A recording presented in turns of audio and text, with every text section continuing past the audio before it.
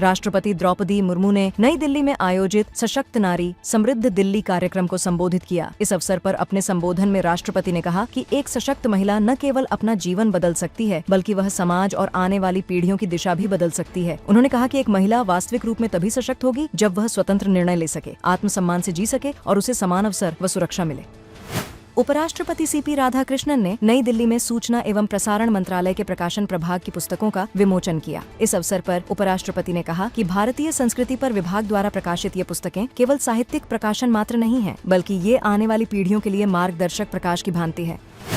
प्रधानमंत्री नरेंद्र मोदी और कनाडा के प्रधानमंत्री नई दिल्ली में एक संयुक्त प्रेस वार्ता में शामिल हुए। मीडिया को संबोधित करते हुए प्रधानमंत्री ने कहा कि भारत और कनाडा टेक्नोलॉजी और इनोवेशन के क्षेत्र में नेचुरल पार्टनर्स हैं। उन्होंने विश्वास व्यक्त किया कि भारत कनाडा नवाचार साझेदारी के माध्यम से दोनों देश साझा विचारों को वैश्विक समाधानों में परिवर्तित करेंगे। इसके पश्चात प्रधानमंत्री ने भारत कनाडा CEO फोरम को संबोधित किया। संबोधन के दौरान अपने विचार साझा करते हुए प्रधानमंत्री ने कहा कि भारत और कनाडा जीवंत लोकतंत्र हैं, विश्व की 2 प्रमुख अर्थव्यवस्थाएं हैं और साझा मूल्यों पर आधारित समाज है।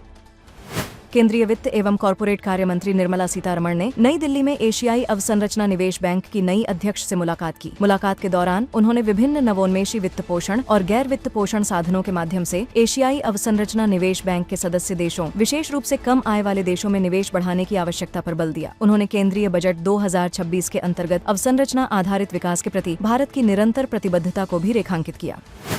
केंद्रीय शिक्षा मंत्री धर्मेंद्र प्रधान ने नई दिल्ली में study in India education diplomatic conclave 2026 को संबोधित किया। इस अवसर पर केंद्रीय मंत्री ने रेखांकित किया कि भारत की सबसे बड़ी शक्ति इसके जीवंत ज्ञान तंत्र, जनसांख्यिकीय लाभांश और तेजी से बढ़ती अर्थव्यवस्था में निहित है। उन्होंने कहा कि राष्ट्रीय शिक्षा नीति 2020 और स्टडी इन इंडिया पहल के माध्यम से देश छात्रों, शोधकर्ताओं और शैक्षणिक संस्थानों के लिए वैश्विक अवसरों का विस्तार कर रहा है।